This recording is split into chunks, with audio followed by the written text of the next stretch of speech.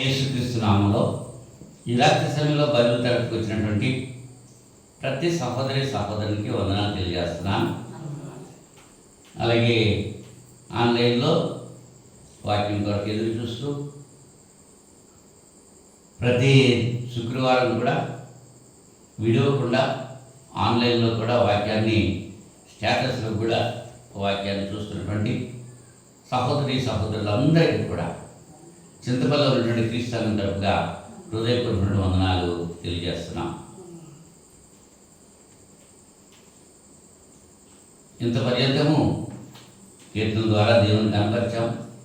ఈ సమయంలో వాక్యం కొరకు మన మనస్సును సిద్ధం చేసుకుందాం. చిన్న ప్రార్థన చేసుకుని దేవునికి వాక్యం చదువుకుని ధ్యానం చేద్దాం. మహోన్నతులైన మా పరలోకపు తండ్రి, మీ పరిశుద్ధమైన ఘనమైన ఉన్నతమైన శ్రేష్టమైన నామానికి స్తుతులు స్తోత్రాలు సమర్పణ చేస్తున్నామండి. గతించిన శుక్రవారం నుంచి ఇంత పర్యంతం మీ మహాదయచేత కృపచేత మమ్మను సజీవులలో ఉంచి సురక్షితంగా కాచి కాపాడి ఈ రాత్రి సమయంలో ప్రియమైన మీ బిడ్డలతో కలిసి ఈ శుక్రవారం బైబిల్ తరగతిలో ఆయన ప్రార్థన చేయడానికి మీరు కృపను బట్టి కృతజ్ఞతలు తెలియజేస్తున్నాను. ఇంత పర్యంతము కీర్తన ద్వారా శుద్ధి పొందారు. ఈ సమయంలో ఈ రాత్రి సమయంలో మాకును కావలసిన ఆత్మీయ ఆహారం మీరు అందిస్తారని ప్రార్థన చేస్తున్నాను. మీ వాక్యము విత్తబడుచుండగా రోగగ్రస్తులైన వారిని బట్టి స్వస్థపరచండి, బలహీనులైన వారిని బలపరచండి. ఆయా సమస్యలతో సతమతమవుతూ శాంతి కోరి మిశ్రలో ప్రార్థిస్తున్నాను. ప్రతి బిడ్డ యొక్క విజ్ఞాపన మీరు ఆలకించి ప్రతిఫలం ఇస్తారని విశ్వాసంతో ప్రార్థన చేస్తున్నాం.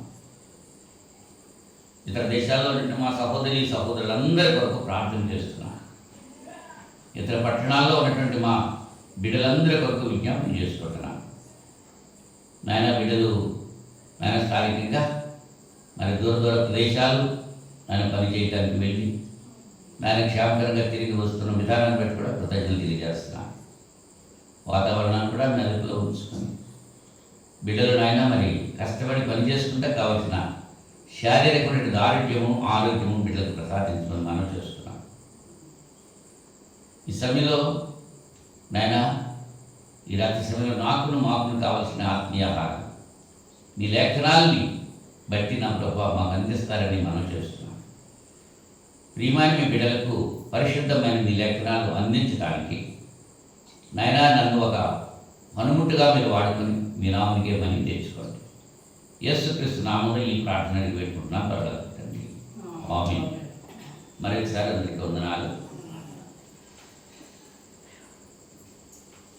అపోస్తలుడైన పౌలు తిమోతికి రాసిన 2వ పత్రిక 15వ వచనము ఈ రాత్రి సమయంలో వాక్య ధ్యాన నిమిత్తం మనం చదువుకుందాం.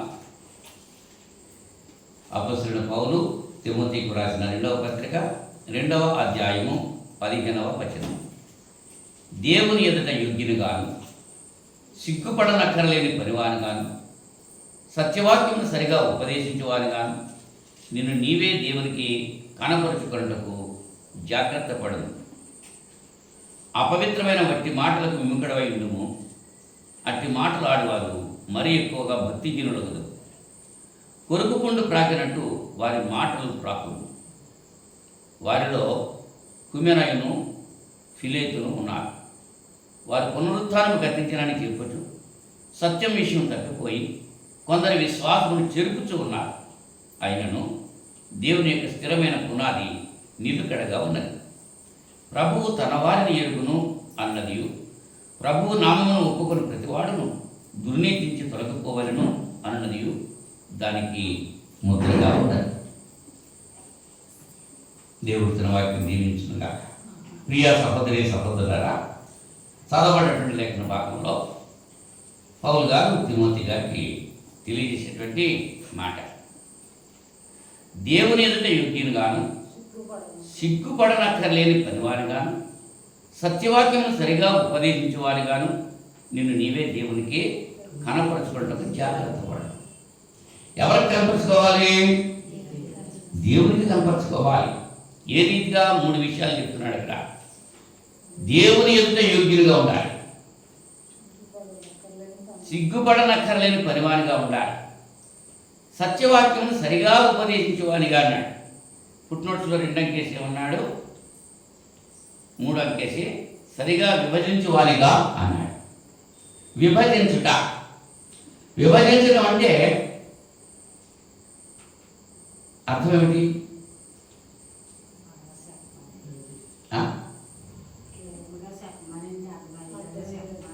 ఇప్పుడు ఫంక్షన్కి వెళ్ళావు, మంచి భోజనం పెట్టారు, చికెన్ కర్రీ పెట్టారు, మటన్ కర్రీ పెట్టారు, ఫిష్ ఫ్రై పెట్టారు, అన్నీ వరుసగా పెట్టారు. నువ్వు ఎలా తింటావు? ముందు నీకు ఏది ఇష్టమో దాంతో ప్రారంభిస్తావు, అది అయిపోతుందో ఇంకో అంటే అన్నీ కలిపేసుకుని తినేస్తా. మా సహోదరుడు ఒక ఆయన ఉండేవాడు, ఆయన మొత్తం అన్నీ కలిపేసుకున్నాడు.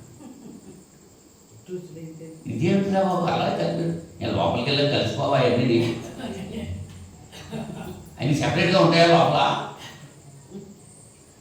అని కలిపేసుకుంటాను, తినేస్తాను. ఇప్పుడు కలిపితే ఏమైపోతాయి? పౌలు గారు అంటాడు, కొందరి వల్లే కలిపి చెరుకు వారు కాదు అంటున్నాడు. దేవునికి వాక్యం కలిపి చెరిపేటువంటి వారు కాదు.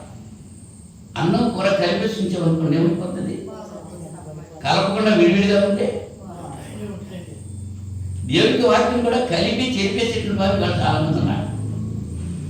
అక్కడ ఎక్కడ తీసుకొస్తారు, ఇక్కడ అక్కడ పెడతారు, దానికి నీరు పెడతారు. ఆదికాండంలో ఉన్నటువంటి విషయాన్ని, అబ్రాహాము గురించి చెప్పిన విషయాన్ని వీళ్ళు మా కొరకే చెప్పారనుకుంటా, ఇలా మాట్లాడుతూ ఉంటారు. అవునా? కానీ అందుచేత పౌలు గారు తిమోతితో అంటారు, సత్యవాక్యమును సరిగా ఉపదేశించు వారిగా అన్నాడు. సరిగా ఉపదేశించుట అనేటువంటి విషయాన్ని మనం ఆలోచన చేస్తే, గత వారంలో మనం దేని గురించి మాట్లాడుకున్నాము? ధర్మశాస్త్రము క్రీస్తునందు కొట్టివేయబడెను. గల్తీ పత్రికలో 5వ అధ్యాయం 4వ వచనంలో, గల్తీ పత్రిక 5వ అధ్యాయం 4వ వచనంలో, మీలో ధర్మశాస్త్రం వలన నీతిమంతులను తీర్చబడి వాడెవరో వారు క్రీస్తులో నుండి పూర్తిగా వేరు చేయబడి ఉన్నారు, కృపలో నుండి తొలగిపోయి ఉన్నారు. ధర్మశాస్త్రానికి లోబడి ఉంటే క్రీస్తు యొక్క కృపకి ఏమవుతారు? క్రీస్తు యొక్క కృప నుంచి తొలగిపోతారు.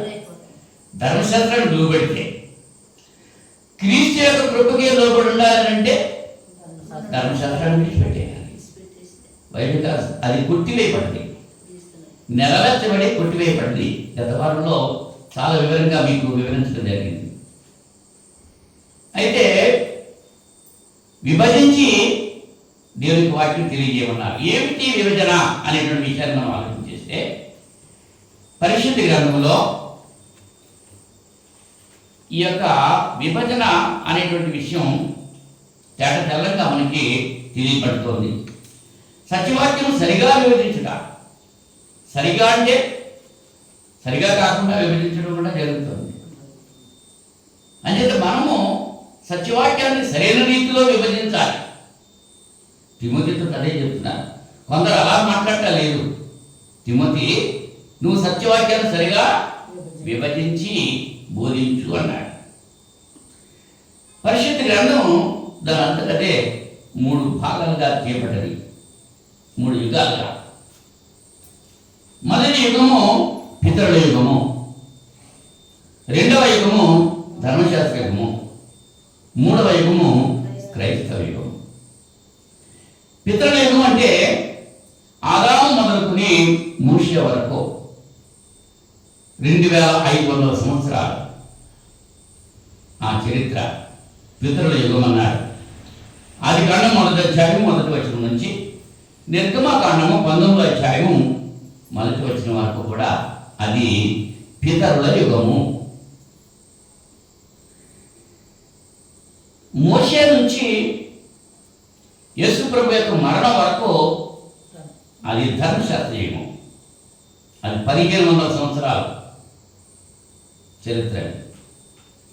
నిర్గమకాండం 20వ అధ్యాయం నుంచి అపొస్తలుల కార్యాలు 1వ అధ్యాయం వరకు కూడా ధర్మశాస్త్ర యుగము. క్రైస్తవ యుగము యేసు ప్రభు యొక్క మరణం నుంచి ఆయన రెండోసారి రాబోతున్నాడు కదా, అప్పటి వరకు కూడా అది క్రైస్తవ యుగం.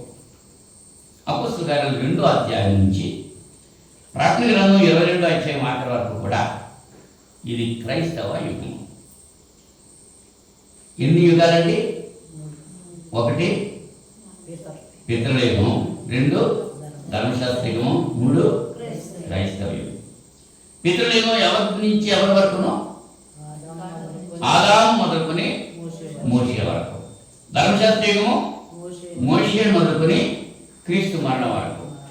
క్రైస్తవ యుగము క్రీస్తు మరణం నుంచి ఆయన రెండోసారి రాబోయేవాడు. సత్యవాక్యాన్ని సరిగా విభజించడం అంటే ఇది. ఒక అబ్బాయికి వివాహం అయింది, భార్య ఇంటి దగ్గర ఉంది, భర్త మిలిటరీకి వెళ్ళాడు.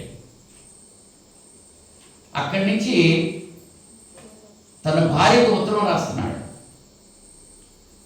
భార్యకు ఉత్తరం రాస్తే అది పొరపాటున ఆ భార్య యొక్క అమ్మమ్మకి అందింది.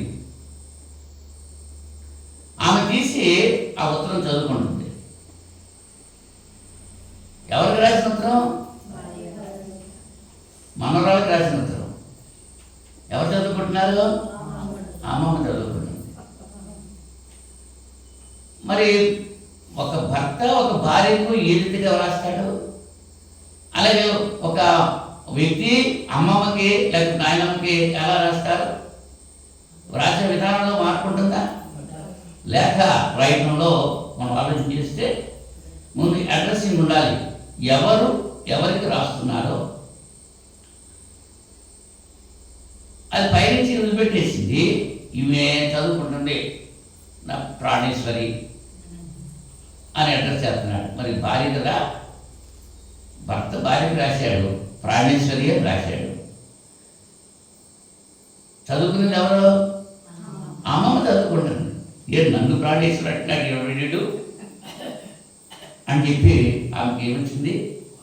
కోపం వచ్చింది. కారణం ఏంటి? తను కాదండి, తను చదువుకుంటుంది.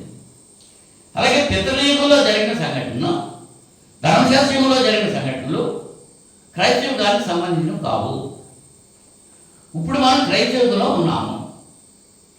పితరుల యుగంలో జరిగినవి మనకి సంబంధం లేదు, ధర్మశాస్త్ర యుగంలో జరిగినవి మనకి సంబంధం లేదు. ఈ సత్యాన్ని చాలామంది తెలుసుకోలేకపోతున్నారు. ఆ యుగంలో ఉన్నట్టే ఈ యుగంలో కూడా ఉందాము అనేటువంటి తాపత్రయంతో ఉంటున్నారు. అవి ఏ ఏ విషయాల్లో ఎలా ఉన్నాయో అనేటువంటి విషయాన్ని ఈ రాత్రి సమయంలో మరి మీరు అవగాహన చేసుకునేలాగా బోధించాలని నేను ఆశపడుతున్నాను. మరి మీరు ఎంతవరకు అవగాహన చేసుకుంటారో కొన్ని విషయాలు మాట్లాడుకుందాం. ఆరాధన అనేటువంటి విషయం. ఆరాధన అంటే దేవుని ఆరాధించాలి, ఆయన కుమారుడైన క్రీస్తు ద్వారా ఆరాధన చేయాలి. ఈ ఆరాధన అనేటువంటి అంశం పితరుల యుగంలో ఎలా ఉంది అంటే ఒక నిర్ణీతమైన స్థలం అంటూ లేదు. మరి అప్పుడే వచ్చేస్తానండి. నిర్ణీతమైన స్థలం లేదు, ఎక్కడ పడితే అక్కడ ఆరాధన చేశారు. ఇప్పుడు హేబేలు కయీను అర్పణలు ఇచ్చారు, ఆరాధించారు. పలానా స్థలం నిర్ణయం ఉందా? లేదు. ఎక్కడైతే అక్కడ వీళ్ళు బట్టి. ధర్మశాస్త్రంలోకి వచ్చాం. ధర్మశాస్త్రంలో ఆరాధించడానికి ఒక ప్రత్యేకమైనటువంటి సాక్ష్యపు గుడారము లేక ప్రత్యక్ష గుడారము అని ఏర్పాటు చేశారు. గత ఆదివారం ఇక్కడ బోధ మీద మీకు వేసి చూపించాను. ఏమి? ఆవరణ, పరిశుద్ధ స్థలము, అతి పరిశుద్ధ స్థలము, 3 భాగాలు. అది ప్రత్యక్ష గుడారం యొక్క నమూనా. అలాగే సొలొమోను దేవాలయం కట్టించాడు. ఆ దేవాలయంలో కూడా అదే విధానం ఉండేది. ఆవరణ పరిశుద్ధ స్థలము, అతి పరిశుద్ధ స్థలము. అయితే క్రైస్తవ యుగంలో వచ్చేటప్పటికి ఆయన ఆరాధించడానికి ఒక ప్రత్యేకమైన స్థలం ఇప్పుడు కూడా లేదు. ధర్మశాస్త్ర యుగంలో ఆ ప్రత్యక్ష గుడారంలోకే వాళ్ళు ఆరాధించాలి. లేక తర్వాత సొలొమోను దేవాలయం కట్టిన తర్వాత ప్రపంచంలో ఎక్కడున్నా సరే ప్రతి ఒక్కరూ కూడా సంవత్సరానికి 3 సార్లు పురుషులు వారి కుటుంబాలతో యెరూషలేము వెళ్ళి ఆ దేవాలయంలోనే ఆరాధించాలి. సంవత్సరానికి 3 సార్లు. ఇంకెక్కడ ఆరాధించడానికి అవకాశం లేదు. కానీ క్రైస్తవ యుగంలో ఎక్కడైనా ఆరాధించవచ్చు. ఒక చెట్టు కింద కానీ, ఒక గుడిసెలో కానీ, ఒక రోడ్డు మీద కానీ, ఒక మైదానంలో కానీ, ఒక నదీ తీరాన్ని కానీ, ఎక్కడైతే అక్కడ ఆరాధన చేయవచ్చు. మరి నదీ తీరాన్ని ప్రార్థన చేస్తున్నారని తెలిసినప్పుడు లూదియా కూర్చుంది కదా. పౌలు బోధిస్తుంటే దేవుడు ఆమె హృదయాన్ని తెరిచాడు. ఓ మందిరంలో కూర్చున్నారా వాళ్ళు? లేదు.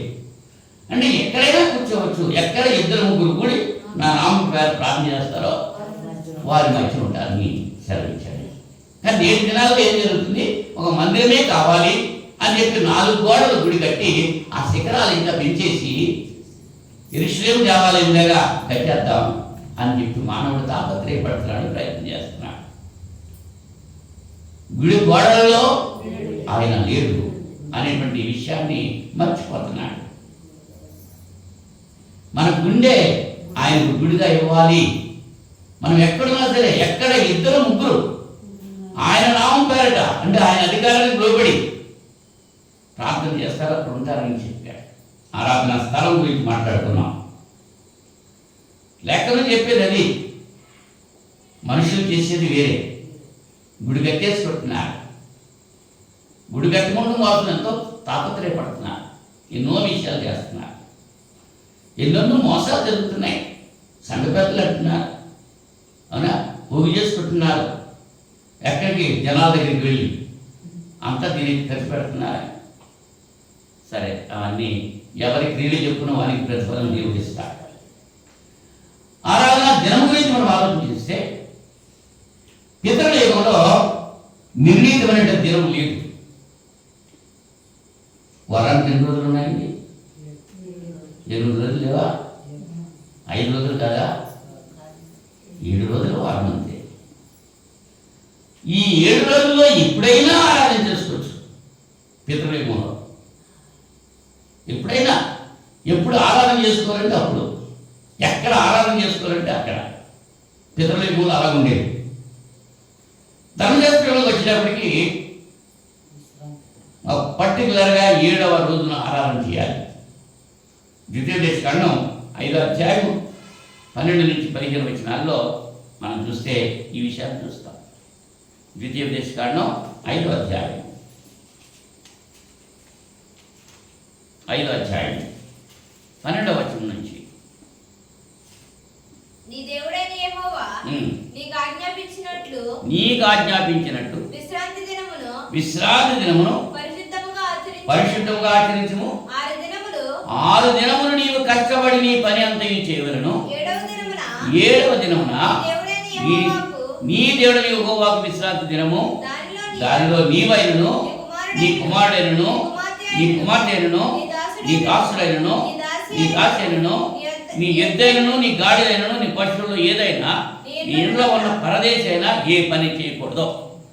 ఎందుకంటే నీ వలె నీ దాసుడును నీ దాస్యను విశ్రమింపవలెను. అంటే ధర్మశాస్త్రంలోకి వచ్చేటప్పటికి శనివారమే ఖచ్చితంగా విశ్రాంతి దినం. 6 దినాలు దేవుడు సృష్టిని చేసి 7వ దినాన్ని విశ్రమించాడు కనుక మనం కూడా 6 దినాలు పనిచేసి 7వ దినాన్ని విశ్రమించాలి అని ఎవరికి చెప్పారు? అది ఇశ్రాయేలీయులకు ఇచ్చిన కట్టడ, ధర్మశాస్త్ర యుగంలో. మరి క్రైస్తవ యుగంలో ఎప్పుడు ఆరాధించాలి? ఆరాధన దినం ఏది? అపొస్తలుల కార్యాలు 20:7 ఆదివారమున మేము రొట్టె విరుచుటకు కూడినప్పుడు అని వ్రాయబడ్డది. అంటే పర్టికులర్గా ఆదివారము విశ్రాంతి దినము. అది ఎందుచేత యేసు ప్రభు ఆరోహణమైన దినం. పరిశుద్ధాత్ముడు పెంతుకోస్తు పండుగన పరిశుద్ధాత్ముడు ఆ మేడగదిలో ఆవరించినటువంటి ఆ దినం అది. ఆదివారం పర్టికులర్గా ఉంది. ఆదివారం ఆరాధించాలి. క్రైస్తవులు ఆరాధించాల్సింది ఆదివారం. ఇవాళ కూడా కొంతమంది ఏం చేస్తున్నారు, శనివారమే విశ్రాంతి దినమని దాన్ని ఆచరిస్తూ ఉంటున్నారు. కానీ లేఖనం ఏం చెబుతుంది? ఆదివారం మాత్రమే. గ్రంథంలో అంచేత తిమోతి గారితో ఉన్నాడు, సరిగా ఉపదేశించు, కలిపి జరపడం ఉండు. ధర్మశాస్త్ర యుగంలో శనివారం ఆరాధించారు, క్రైస్తవ యుగంలో ఆదివారం ఆరాధించాలి. ఆరాధించారు ఆదివారం. ఇప్పుడు ఆదివారం ఆరాధనే దేవుడు అంగీకరిస్తాడు, శనివారం ఆరాధన దేవుడు అంగీకరించాడు. బలుల గురించి మనం ఆలోచన చేస్తే ఇప్పుడు మనకి అర్పణలు ఉన్నాయి. బలులు పితరుల యుగంలో బలులు ఉన్నాయి. ప్రతిదానికి బలి అర్పించేవాడు. ఆదికాండం 4 మొదటి 5 వచనాల్లో బలుల గురించి మనం చూస్తాం. ఎవరండి అర్పించిన వాడు? ఆదికాండం 4 మొదటి 5 వచనాలు. ఆదాము తన భార్య అయిన హవ్వను కూడినప్పుడు ఇంకా ఎవరు పుట్టారు? కయీను కన్నారు. తర్వాత ఇంకో మనిషిని సంపాదించుకున్నాడని హేబెల్. కయీను హేబెల్ ఇద్దరు అన్నదమ్ములు. వాళ్ళు ఏం చేస్తున్నారు? కయీనేమో భూమిని సేద్యపరుస్తున్నాడు, హేబెలేమో గొర్రెలు కాస్తున్నాడు. హేబెలు మరి కయీను మొట్టమొదటి పొలం పంటలో కొంత యెహోవాకు అర్పణగా తెచ్చాడు. హేబెలు కూడా ఏం చేశాడు? తన మందలో తొలిచూలు పుట్టిన వాటిలో క్రొవ్విన వాటిని కొన్ని తెచ్చాడు. యెహోవా హేబెలును అతని అర్పణను లక్ష్య పెట్టాడు. అంటే బలులు ఇచ్చారు. అప్పుడు పితరుల యుగంలో బలులు ఉన్నాయి. ధర్మశాస్త్ర యుగంలో ఉన్నాయా? బలులు ఉన్నాయి. ధర్మశాస్త్ర యుగంలో బలులు ఉన్నాయి. లేవీకాండం 16 లేవీకాండము 16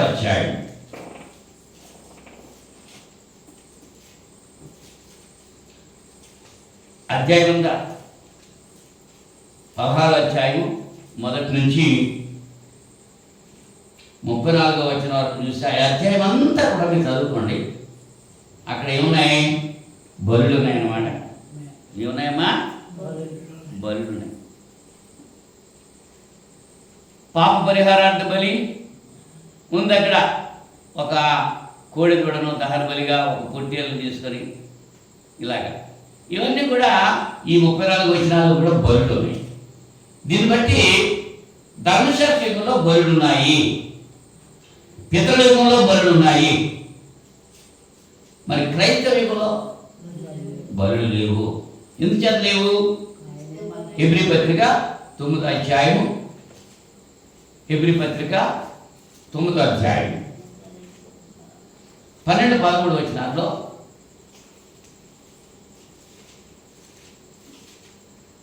హెబ్రీ పత్రిక 9 12-13 వచనాలు. మేకల యొక్కయో గోడల యొక్కయో రక్తంతో కాక తన స్వరక్తంతో ఒక్కసారే పరిశుద్ధ స్థలంలో ప్రవేశించాను. ఎలయనగా మేకల యొక్కయు ఎడ్ల యొక్కయు రక్తమును మైలపడిన వారి మీద ఆవు కూడా బూడిద చల్లుటయు శరీర శుద్ధి కలిగినట్లు వారిని పరిశుద్ధపరచిన ఎడల నిత్యులకు ఆత్మ ద్వారా తన్ను తాను దేవునికి నిర్దోషునిగా అర్పించుకున్న క్రీస్తు యొక్క రక్తము నిర్జీవ క్రియలను విడిచి జీవము గల దేవుని సేవించుటకు మీ మనస్సాక్షిని ఎంతో ఎక్కువగా శుద్ధి చేయదు. యేసు ప్రభువే బలైపోయాడు కనుక ఇక్కడ బలి వాసిన పని లేదు. మరి ఇలా బలిస్తున్నారు, కొంతమంది కోళ్ళు కోస్తున్నారు, మేకలు కోస్తున్నారు. ఎవరు ఇంకా వాళ్ళు ధర్మశాస్త్రంలోనే ఉన్నారన్నమాట, బయటికి రాలేదు. అర్థమవుతుందా? ఎన్ని విషయాలు మాట్లాడాం. ఆరాధన స్థలం గురించి మాట్లాడాం, ఆరాధన దినం గురించి మాట్లాడాం, జంతు బలుల గురించి మాట్లాడాం. 4 విషయాలు. పితృయుగంలో బలులు ఉన్నాయి, ధర్మశాస్త్ర యుగంలో బలులు ఉన్నాయి, క్రైస్తవ యుగంలో బలులు లేవు. అర్థమవుతుందా దశలో? 3 విషయాలు మనం మాట్లాడుకున్నాం. 4వ విషయం ఏంటంటే వీళ్ళ ఆరాధనలో వాయిద్యాల గురించి. ఆరాధనలో వాయిద్యాలు, ఆరాధన కాదు, మిగిలినటువంటి ప్రదేశాల్లో మిగిలిన సమయాల్లో వాయిద్యాలు వాయించొద్దని ఇక్కడ మనం చూడడం. వాయిద్యాలు వాయించుకోవచ్చు ఎక్కడ? బయట. ఆరాధనలో కాదు, ఆరాధన ప్రత్యేకం. ఆరాధనలో వాయిద్యాల గురించి మనం ఆలోచన చేస్తే పితృయుగంలో ఆరాధించేటప్పుడు వాయిద్యాలు ఏం వాయించలేదు, ఎక్కడ లేదు వాయిద్యాలు. ధర్మశాస్త్రంలోకి వచ్చినప్పటికీ వాయిద్యాలు ఉన్నాయి, ఆరాధనలో వాయిద్యాలు ఉన్నాయి. 2వ దినవృత్తాంతాల గ్రంథం 29వ అధ్యాయం. దినవృత్తాంతాలు 2వ గ్రంథం 29వ అధ్యాయము 25వ వచనం. 29వ అధ్యాయము 25వ వచనంలో,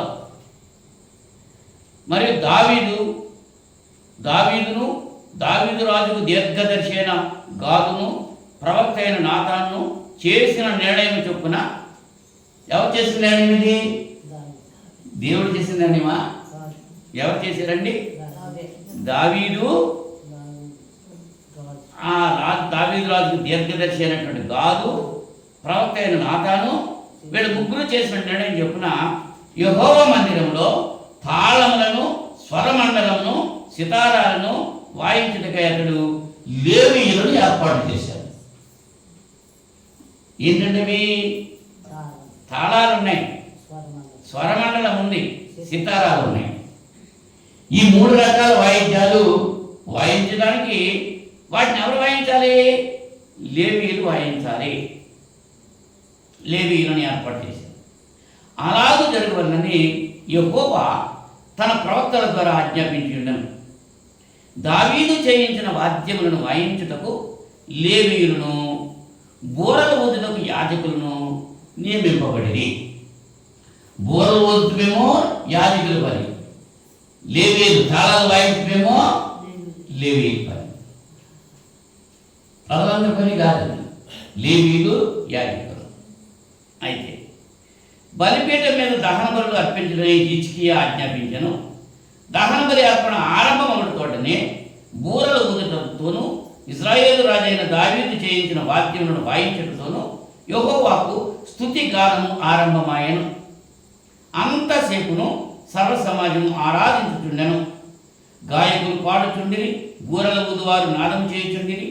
దహన బలి అర్పణ సమాప్తమగు వరకు ఇదంతయు జరుగుతుండెను. ఈ వాయిద్యాలు, ఈ బూరలు ఎప్పుడప్పుడు జరిగినాయి?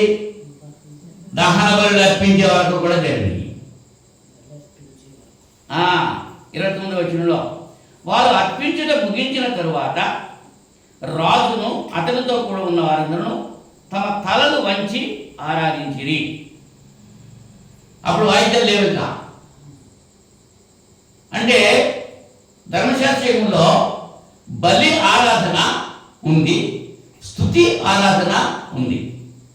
బలి అర్పించేటప్పుడు ఆరాధించే విషయంలో వాయిద్యాలతో కలిసి ఆరాధించారు. దానికి కారణం ఏంటంటే ఆ బలి పక్షుల యొక్క అరుపులు, ఆ కేకలు బయట వారికి వినపడకుండా ఆ వాయిద్యాలు. ఇలా కూడా కొంతమంది భార్య భర్త దెబ్బలాడుకుంటూ ఉంటారు. టీవీ సౌండ్ వాల్యూమ్ పెంచేస్తారు. ఇది వరకు రేడియోలో ఉంది, రేడియోలో కూడా సౌండ్ పెద్ద పెట్టేసి వాళ్ళిద్దరు డిస్కు అంటున్నారు. ఆ స్వరం వాళ్ళు దెబ్బలాడుకునే వాయించిన స్వరం బయటకి వినపడకూడదు. ఇక్కడ బయట అర్పించే సమయంలో ఆ పశువుల యొక్క అరుపులు బయట మనకు వినపడకుండా వాయించారు. ఆ బలి అర్పణ అయిపోయిన తర్వాత మౌనంగా ఉండి తల వంచి దేవుని స్తుతించారు. సీయోనులో మౌనంగా ఉండుట దేవునికి స్తుతి చెల్లించట. మరి ఈ ఆరాధనలో వాయిద్యాలు క్రైస్తవులలో ఉన్నవా లేవండి. యోహాను సువార్త 4:24 దేవుడు ఆత్మ కనుక ఆయన ఆరాధించాడు. ఆత్మలో సత్యంతో ఆరాధించాలి. ఇవాళ బలి అర్పిస్తూ ఉంటే వాయిద్యం వాయించు. బలి అర్పించాల్సిన పని లేదు, వాయిద్యాలు వాయించాల్సిన అవసరం లేదు. హెబ్రీ పత్రిక 7:12 యాజకులు మారారు, యాజక ధర్మం కూడా మారింది అని చెప్పి రాయబడ్డది అక్కడ. హెబ్రీ పత్రిక 7:12 7:12 ఇది కాక యాజకులు మార్చబడిన ఎడల అవశ్యముగా యాజక ధర్మము సహా మార్చబడును. ఇప్పుడు యాజకులు ఎవరున్నారు? లేవీయులు ఉన్నారా? పేతురు గారు చెప్తున్నారు, రక్షించబడిన ప్రతి వ్యక్తి కూడా యాజకుడే.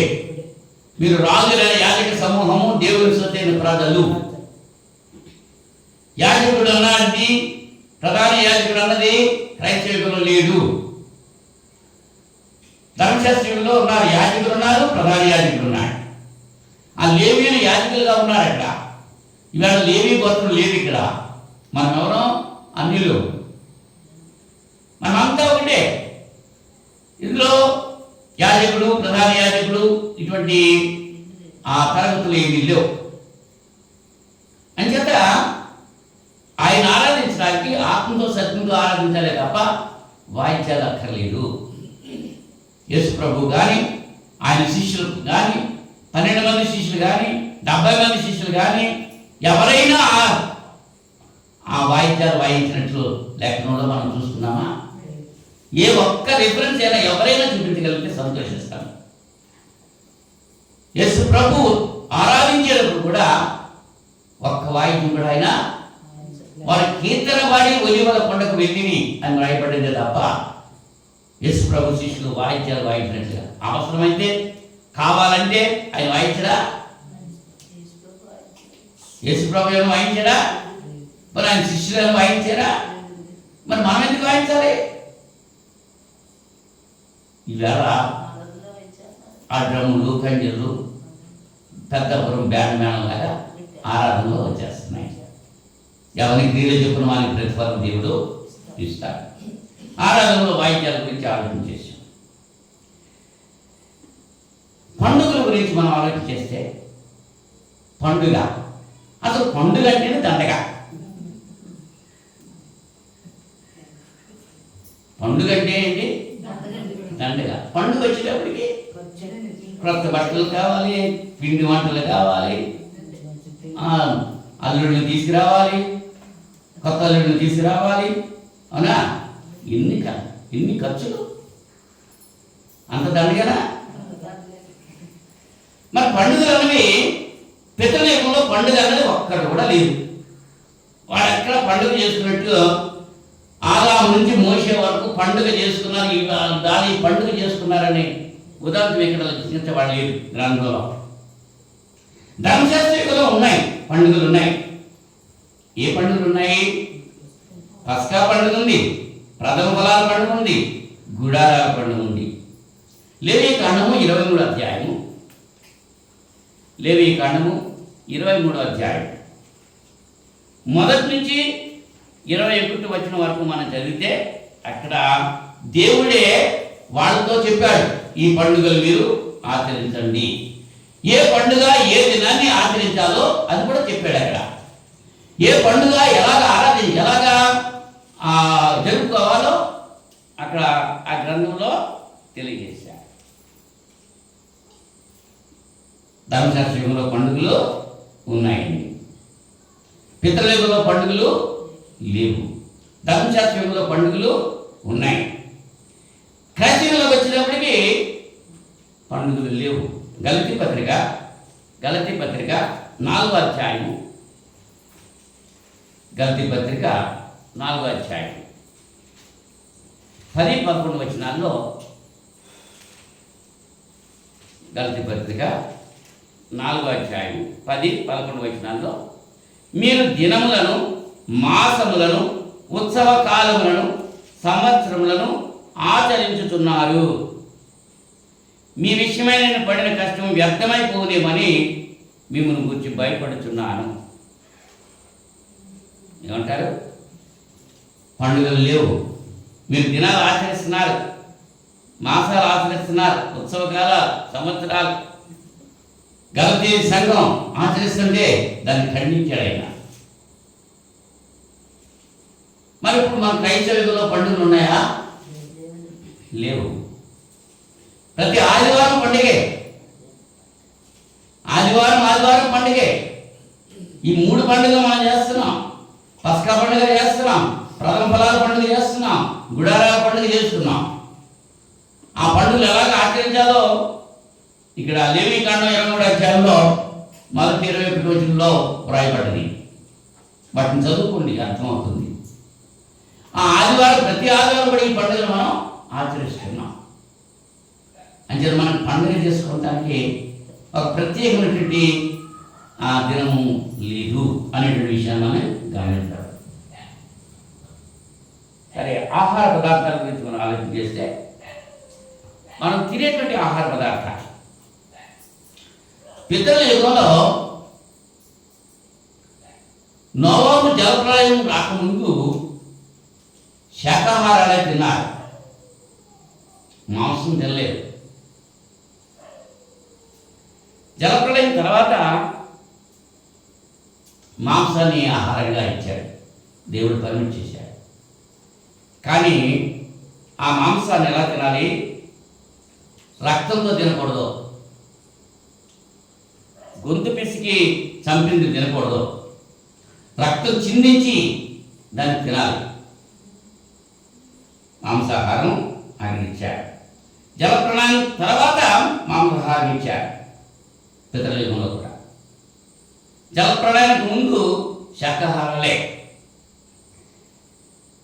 ధర్మశాస్త్రంలోకి వచ్చేటప్పటికి కొన్ని తినొచ్చు, కొన్ని తినకూడదు అని లేవీకాండం 11వ అధ్యాయము మొదటి వచనం నుంచి వ్రాయబడ్డది. లేవీకాండం 11వ అధ్యాయం. తినవలసినటువంటి జంతువులు ఉన్నాయి, తినవలసిన పక్షులు ఉన్నాయి, తినకూడని పక్షులు ఉన్నాయి, తినకూడని జంతువులు ఉన్నాయి. అవి లేవీకాండం 11వ అధ్యాయంలో వ్రాయబడ్డది. మరి క్రైస్తవికుల్లో విగ్రహ అర్పితమైనది ఏది తినకూడదు, విగ్రహార్పితమైనది తినకూడదు, రక్తంతో తినకూడదు. తిమోతి మొదటి పత్రిక 4వ అధ్యాయము మొదటి 5 వచనాల్లో ఈ మాట మనం చూస్తున్నాం. చూడండి, తిమోతి మొదటి పత్రిక 4వ అధ్యాయం మొదటి 5 వచనాల్లో అయితే కడవరి దినములలో కొందరు అబద్ధికుల వేషధారణ వలన మోసపరచు ఆత్మలందు దెయ్యముల బోధయందు లక్ష్యముంచి విశ్వాస ప్రశ్నోద్రని ఆత్మచేతగా చెబుతున్నాడు. ఆ అబద్ధికులు వాత వేయబడిన మనస్సాక్షి గలవారై వివాహము నిషేధించుచు సత్య విషయమై అనుభవజ్ఞానముల విశ్వాసులు కృతజ్ఞతాస్తులు చెల్లించి పుచ్చుకున్న నిమిత్తము దేవుడు సృజించిన ఆహార వస్తువులను కొన్నిటిని తినుట మానవల్లని చెప్పుచుందురు. దేవుడు సృజించిన ప్రతి వస్తువును మంచిది, కృతజ్ఞతాస్తులు చెల్లించి పుచ్చుకుని ఎడలా ఏది నిషేధింపదగినది కాదు. ఎలాగనగా అది దేవుని వాక్యము వలనను ప్రార్థన వలన పవిత్రపరచబడుతున్నది. క్రైస్తవుల్లో ఏదైనా తినవచ్చు, ప్రార్థన చేసుకుంది. అయితే రక్తం చిందించకుండా తినకూడదు, విగ్రహానికి అర్పించింది తినకూడదు. మరి విగ్రహానికి అర్పించింది అర్పించింది మనకు ఎలా తెలుస్తుంది? అంగట్లో మనం మాంసం కొనుక్కుంటాం, అది విగ్రహానికి అర్పించాడో లేదో మనకేం తెలుసు? అది రక్తం చిందించాడో లేదో మనకేం తెలుసు? కొనుక్కుంటున్నాం, తినేస్తున్నాం. మనం ప్రార్థన చేసుకుంటాం వల్ల పవిత్రపరచబడుతుంది. అందుకే ప్రార్థన చేసుకుని మనం తింటే ఏ కలుషము ఉండదు అనేటువంటి విషయాన్ని ఆహార పదార్థాల గురించి. పితృయుగంలో శాకాహారాలు ఉన్నాయి, మాంసాహారం ఉంది. జలప్రళయంకు ముందు శాకాహారము, జలప్రళయం తర్వాత మాంసాహారం. ధర్మశాస్త్రంలో కొన్నిటిని తినొచ్చు, కొన్నిటిని తినకూడదు. క్రైస్తవ యుగంలో విగ్రహాలు కల్పించింది, రక్తంతో తినకూడదు. మిగిలిన అన్ని తినొచ్చు, ప్రార్థన చేసుకుంటే పవిత్రపరచబడుతున్నాయి. యాజకత్వం గురించి మనం ఆలోచన చేస్తే, యాజకత్వం అంటే దేవుని ఆరాధించడం. పితృ యుగంలో మెల్కీసెదెకు యాజకత్వం ఉండేది. అబ్రాహాము మెల్కీసెదెకు ప్రభురాత్రి భోజనం ఇచ్చాడు. రొట్టె ద్రాక్షరసం మెల్కీసెదెకు పట్టుకుని ఎవరికి ఇచ్చారు? అబ్రాహాము ఇచ్చాడు. అబ్రాహాము తన సమస్తంలో 10వ వంతు మెల్కీసెదెకు ఇచ్చాడు. ఎబ్రీ పత్రిక 7వ అధ్యాయము మొదటి 10 వచనంలో ఇది మనం చూస్తాం. ధర్మశాస్త్రంలోకి వచ్చేటప్పటికి లేవి వంశులే యాజకులుగా ఉండాలి. లేవీలే యాజకులుగా ఉండాలి. ఇశ్రాయేలు గోత్రాలు 12 గోత్రాల్లో ఒక గోత్రం లేవి గోత్రం. ఆ గోత్రీకులు మాత్రమే యాజకులుగా ఉండాలి. లేవి కాండం 1వ అధ్యాయము 5వ వచనంలో ఈ విషయాన్ని మనం చూస్తున్నాం. లేవి కాండము 1వ అధ్యాయము 5వ వచనం. అతడు యెహోవా సన్నిధిని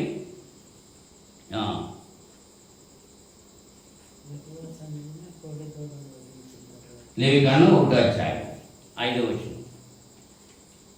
ఆ కోడెదూడను వధించిన తర్వాత యాజకులైన అహరోను కుమారులు దాని రక్తమును తెచ్చి ప్రత్యక్షపు గుడాల మీదనున్న బలిపీఠము చుట్టూ ఆ రక్తమును ప్రోక్షింపవలెను. అప్పుడు అతడు దహన బలి రూపమైన ఆ పశు చర్మను ఒలిచి దాని అవయములను విడదీసిన తర్వాత యాజకుడైన అహరోను కుమారులు బలిపీఠము మీద అగ్ని ఉంచి ఆ అగ్ని మీద కట్టెలను చక్కగా పేర్చవలెను.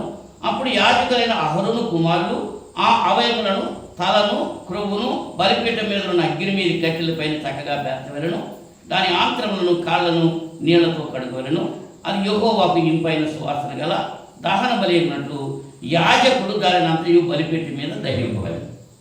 అంటే యాజకత్వం ఎవరు చేస్తున్నారు? లేవి వంశంలో ప్రధాన యాజకుడు అహరోను, అతని కుమారుడు యాజకులు. ఆ లేవి వంశస్థులే యాజక ధర్మం చేసేవారు. బలి పశువు యొక్క మాంసాన్ని కాల్చడం, కడగటం అవన్నీ కూడా. మిగిలిన వారు ఎవరు చేయటం వీలు లేదు. లేవీయులు మాత్రమే యాజకత్వం చేసేవారు. మరి క్రైస్తవులలో యాజకులు ఎవరు మనకి అంటే ఎబ్రీ పత్రిక 9వ అధ్యాయం 11వ వచనం మనం చూస్తే యేసుక్రీస్తు మన ప్రధాన యాజకుడు. మనమంతా కూడా యాజకులము. చదువుదామా? ఎబ్రీ పత్రిక 9వ అధ్యాయము 11వ వచనం. ఎబ్రీ పత్రిక 9వ అధ్యాయం 11వ వచనం. అయితే క్రీస్తు రాబోతున్న మేలుల విషయమై ప్రధాన యాజకుడిగా వచ్చి తానే నిత్యమైన విమోచన సంపాదించి హస్తకృతము కానిది అనగా ఈ సృష్టి సంబంధము కానిదియు మరీ ఘనమైనదియు పరిపూర్ణమైనదిన గుడారము ద్వారా మేకల యొక్క కోడల యొక్క రక్తంతో కాక తన స్వరక్తంతో ఒక్కసారి పరిశుద్ధ స్థలంలో ప్రవేశించాను. ఎవరైనా? యేసుక్రీస్తు మన ప్రధాన యాజకుడు. ఆయన స్వరక్తం తీసుకుని అతి పరిశుద్ధ స్థలంలో ప్రవేశించాడు. ధర్మశాస్త్ర యుగంలో ఆవరణ, పరిశుద్ధ స్థలము, అతి పరిశుద్ధ స్థలము బంగారే. అతి పరిశుద్ధ స్థలంలోనికి సంవత్సరానికి ఒక్కసారే ప్రధాన యాజకుడు ప్రజలందరి యొక్క పాప పరిహారార్థం, తన యొక్క పాప పరిహారార్థం బలి అర్పించిన ఆ రక్తాన్ని తీసుకుని అతి పరిశుద్ధ స్థలంలోనికి సంవత్సరానికి ఒక్కసారే ప్రవేశించేవాడు. దేవుడు అంగీకరిస్తే అతను బ్రతికుండేవాడు, లేకపోతే అక్కడ చచ్చిపోయేవాడు. అంచేత అతను చచ్చిపోయిన వాడిని ఇంకొక నెలలు ఆకు రావడానికి వీలు లేదు. ఇప్పుడు కరెంట్ షాక్ కొట్టేసింది అనుకో, ఆ కరెంట్ షాక్ కొట్టిన వాడిని ఎవరైనా పట్టుకుంటే అది వాడు పట్టుకుంది, వాడిని ఇంకోటి పట్టుకుంటే అలాగే. అంచేత వాడిని పట్టుకోవడానికి అవకాశం లేదు కాబట్టి వాడు నడుము చుట్టూ తాడేసి ఆ తాడేమో పరిశుద్ధ స్థలంలో పెట్టేవారు. పరిశుద్ధ స్థలం యాజకులు ఉండేవారు కదా, ఆ తాడెట్టు లాగేసేవారు అంతే తప్ప, అందుకోసం ఆ తాడు. ఈవేళ యాజకులు తాడు కట్టుకుంటున్నారు, మరి ఏం ఎక్కడ లాగుతారు? అంగేకి చిరుమూగలు కట్టేవాడు, ఎందుకంటే వాడు నడుస్తున్నాడు, బతుకున్నాడు, చచ్చిపోయాడో తెలియదు. మాకు యాజక ధర్మం నిర్వర్తిస్తూ ఉంటే ఆ మువ్వల చెప్పుడు అవుతావు, శబ్దం వస్తూ ఉండేది. ఆ మువ్వల చెప్పుడు ఆగిపోతే చచ్చిపోయాడు లెక్క అని తాడు లాగేసేవాడు. ఇప్పుడు ఏదో తాడు కట్టుకున్నారు, ఎందుకు ఏనాక చచ్చిపోతారు? మన ప్రధాన యాజకుడు ఆయన రక్తాన్ని తీసుకుని ఆయన ప్రవేశించాడు. ఒక్కసారి ఆయన మరణించడంతో దేవాలయపు తెర రెండుగా తిరిగిపోయింది. నడినికి తిరిగిపోయినా ఆ పరిశుద్ధ స్థలానికి, అతి పరిశుద్ధ స్థలానికి ఉన్నటువంటి మధ్యలో తెర ఏమైపోయింది? చిరిగిపోయింది. ఇంకా పరిశుద్ధ స్థలం లేదు, అతి పరిశుద్ధ స్థలం లేదు, అంతా ఒకటి అయిపోయింది. మన ప్రధాన యాజకుడు యేసుక్రీస్తు. మన క్రైస్తవులు మనం అర్పించాల్సిన పని లేదు యాజకుడు. పేతురు గారు కూడా అదే చెప్తున్నారు, మనము యాజకులైన యాజక దేవుని సొత్తైన ప్రజలు అంటున్నాడు. పేతురు మొదటి పత్రిక 2వ అధ్యాయం 9వ వచనంలో స్పష్టంగా రాస్తున్నాడు ఆయన. పేతురు మొదటి పత్రిక 2వ అధ్యాయం 9వ వచనం, 2వ అధ్యాయము 9వ వచనంలో, అయితే మీరు చీకటిలో నుండి ఆశ్చర్యకరమైన తన వెలుగులోనికి మిమ్మల్ని పిలిచిన వారి గుణాతిశయాలను ప్రచురము చేయ నిమిత్తము ఏర్పరచబడిన వంశము, రాజులైన యాజక సమూహము, పరిశుద్ధ జనము, దేవుని సొత్తైన ప్రజలు అయి ఉన్నారు. మనమంతా యాజకులం. మన ప్రధాన యాజకుడు యేసు ప్రభు. ఆయన పరలోకంలో తండ్రి కుడిపార్శ్వన కూర్చుని మన కొరకు విజ్ఞాపన చేస్తున్నాడు. ఈ మాట స్టెఫన్ గారు చెప్తే మనం విన్నాం, అపొస్తలుల గారు 7వ అధ్యాయంలో. కనుక ఇప్పుడు మరి ఇవ్వాల్సిన పని మనకు లేదు, యాజకత్వం చేయాల్సిన పని లేదు మనం. ఏమండి అర్థమైందా? ఎందుకు బలి ఇవ్వట్లేదో, ఎందుకు వాయిద్యాలు వాయించట్లేదో అర్థమవుతుందా? అంటే కానుకల గురించి మనం ఆలోచన చేస్తే పితర యుగంలో కానుక నిర్బంధం లేదు. ఇంత ఇవ్వాలి, ఇది ఇవ్వాలి అని నిర్బంధం ఏ మాత్రం కూడా లేదు. ధర్మశాస్త్రంలో వచ్చేటప్పటికి నిర్బంధం వచ్చింది. ద్వితీయోపదేశకాండం 12వ అధ్యాయము 17వ వచనంలో దశమ భాగము దేవునికి ఇవ్వాలి, కంపల్సరీ, ఖచ్చితంగా ఇవ్వాలి. ఇదేది ఏ యుగం? ధర్మశాస్త్ర యుగం. ఏ యుగం? ధర్మశాస్త్ర యుగం. 12వ అధ్యాయము 17వ వచనం, ద్వితీయోపదేశకాండం 12వ అధ్యాయం 17వ వచనం ఉందా లేదా చూడండి.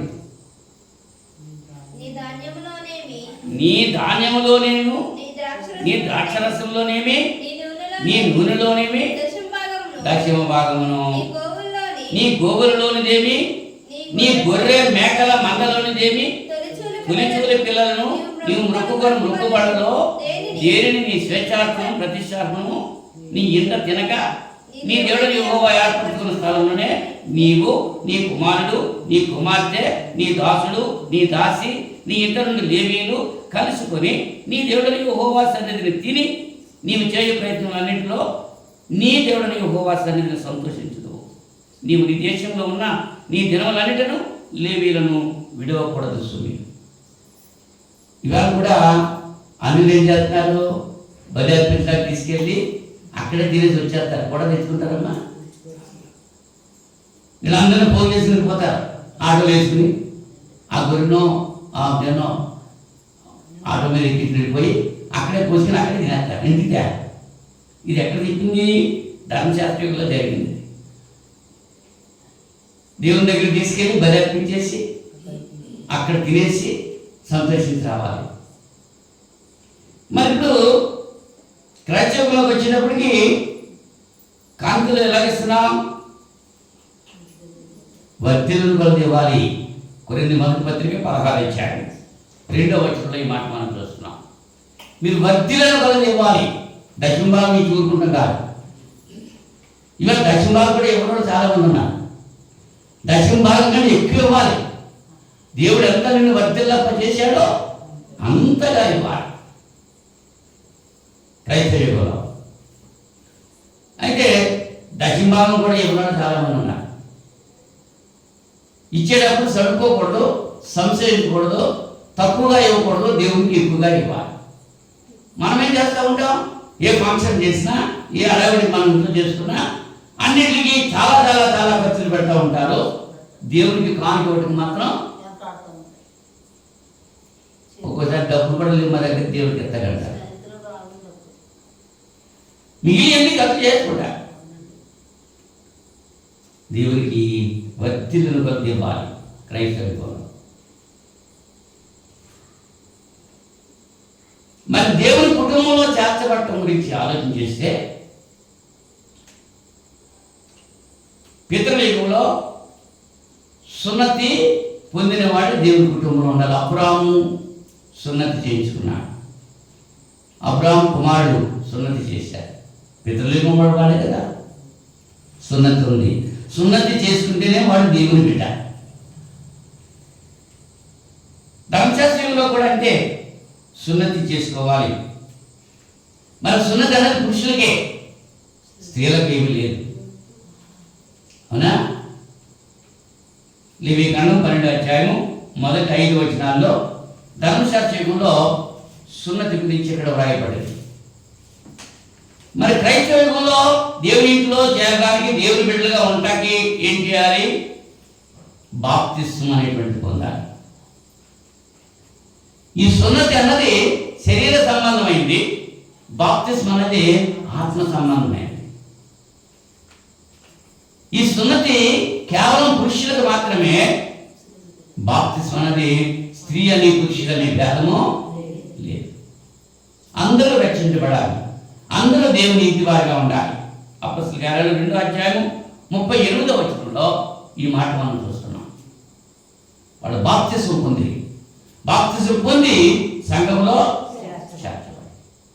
మరి ధర్మశాస్త్రంలో సున్నతి పొంది, పితృయుగంలో సున్నతి పొంది, క్రైస్తవ యుగంలో సున్నతి లేదు, బాప్తిస్మం ఉన్నది. సున్నతి అన్నది శరీర సంబంధమైందే, బాప్తిస్మం అన్నది ఆత్మ సంబంధమైంది. ఆఖరిగా దేవుని యొక్క కట్టడాలు ఉన్నాయి, దేవుని యొక్క విధులు. దేవుడు ఇలా మీరు జీవించాలి, ఇలా జీవించాలి అనేది దేవుడు నియమించిన నియమాలు ఉన్నాయి. ఎబ్రీ పత్రిక 7వ అధ్యాయం 15-16 వచనాల్లో జీవ నియమాలు ఉన్నాయి పితృయుగంలో. ఎబ్రీ పత్రిక 7వ అధ్యాయం 15-16 వచనాలు జీవ నియమాలు ఇచ్చాడు. 15-16 వచనం ఎబ్రీ పత్రిక 7వ అధ్యాయం చదివారా? మరియు శరీరానుసారముగా నెరవేర్చబడు ఆజ్ఞల కదా, ధర్మశాస్త్రమును బట్టి కాక జీవమునకున్న శక్తిని బట్టి జీవింపబడి నియమింపబడి మెల్కీసెదెకును పోలిన వాడనై వేరొక యాజకుడు వచ్చి ఉన్నాడు. కావున మేము చెప్పిన సంగతి ఎలాగనగా నీవు నిరంతరము మెల్కీసెదెకు క్రమం చొప్పున యాజకుడు అయి ఉన్నావని ఆయన విషయమే సాక్ష్యం చెప్పబడింది. ఆ ధర్మశాస్త్రము దేనికిని సంపూర్ణ సిద్ధి కలుగజేయలేదు కనుక ముందు ఇవ్వబడిన ఆజ్ఞ బలహీనమైనందున, నిష్ప్రయోజనమైనందున అది నివారణ చేయబడి ఉన్నది. అంతకంటే శ్రేష్టమైన నిరీక్షణ దాని వెంట ప్రవేశపెట్టబడిను. దీని ద్వారా దేవుని యొద్దకు మనము చేరుచున్నాం. కనుక పితృయుగంలో జీవ నియమాలు ఇచ్చాడు. ధర్మశాస్త్ర యుగంలో నిర్గమకాండము 20వ అధ్యాయం మొదటి 17 వచనాల్లో 10 ఆజ్ఞలు ఉంటాయి. అక్కడ అవి ఎవరికి ఇచ్చాడు? ఇజ్రాయేలుకి ఇచ్చాడు. 5 ఆజ్ఞలు ఒక పలక మీద, 5 ఆజ్ఞలు మరొక పలక మీద వ్రాసిబడి ఉన్నవి మోషే తీసుకుని వచ్చాడు. అవి రాతి పలకల మీద వ్రాయబడ్డవి. మరి క్రొత్త నిబంధన మన హృదయాల మీద వ్రాయబడ్డది. క్రైస్తవ యుగంలో హెబ్రీ పత్రిక 8వ అధ్యాయం 12-13 వచనాల ప్రకారంగా 8వ అధ్యాయము 12-13 వచనాల్లో, నేను వారి దోషం విషయమే దయగలిగి వారి పాపములను నీకు ఎన్నడూ జ్ఞాపకం చేసుకుని ప్రభు సెలవిస్తున్నాడు. ఆయన క్రొత్త నిబంధన అని చెప్పుట చేత మొదటిది పాతదిగా చేసి ఉన్నాడు. ఏది పాతగిది ఉడికిపోవునో అది అదృశ్యమగుటకు సిద్ధముగా ఉన్నది. క్రొత్త నిబంధన క్రైస్తవ యుగానికి సంబంధించింది. ధర్మశాస్త్ర యుగానికి ధర్మశాస్త్రం ఇచ్చాడు. ఆ ధర్మశాస్త్ర యుగంలో ఉన్న వాళ్ళే ఆ ధర్మశాస్త్రాన్ని అనుసరించాలి. క్రైస్తవ యుగంలో ఉన్న వాళ్ళకి ఆ ధర్మశాస్త్రానికి ఏ మాత్రం కూడా సంబంధం లేదు. ఒకవేళ అదే గలతీ పత్రికలో చెప్తున్నాడు, నీకు ధర్మశాస్త్రమే కావాలనుకుంటే క్రీస్తు యొక్క కృప నుంచి నువ్వు తొలగిపోతున్నావు. క్రీస్తు యొక్క కృప నీకు కావాలనంటే ఆ ధర్మశాస్త్ర విధులు నువ్వు విసర్జించాలి. కానీ నేటి చాలా క్రైస్తవులు ఏం చేస్తున్నారు? ఆ ఆచారాలు చేస్తున్నారు. దేవుడు వారిని ఎవరి క్రియలు చెప్పిన వారికి ప్రతిఫలం ఇస్తాడు. నువ్వు క్రైస్తవుడుగా ధర్మశాస్త్ర క్రియలను చేయడానికి వీలు లేదు అని లేఖనం తెలియజేస్తుంది. కనుక సత్యవాక్యాన్ని సరిగా విభజించడం అంటే పౌలు గారు తిమోతి గారితో చెప్పిన మాట ఇది. పితరుల యుగము, ధర్మశాస్త్ర యుగము, క్రైస్తవ యుగము. ఇప్పుడు మనం ఏ యుగంలో ఉన్నాము? ఎన్ని విషయాలు చెప్పాను? 10 విషయాలు చెప్పాను. ఆరాధన స్థలం గురించి చెప్పాను, ఆరాధన దినం గురించి చెప్పాను, జంతు బలుల గురించి చెప్పాను, ఆరాధనలో వాయిద్యాల గురించి చెప్పాను, పండుగల గురించి చెప్పాను, ఆహార పదార్థాలు తినడం గురించి చెప్పాను, యాజకత్వం గురించి చెప్పాను, కానుకల గురించి చెప్పాను, దేవుని కుటుంబానికి చేర్చబడటం గురించి చెప్పాను, దేవుని యొక్క కట్టడల గురించి చెప్పాను.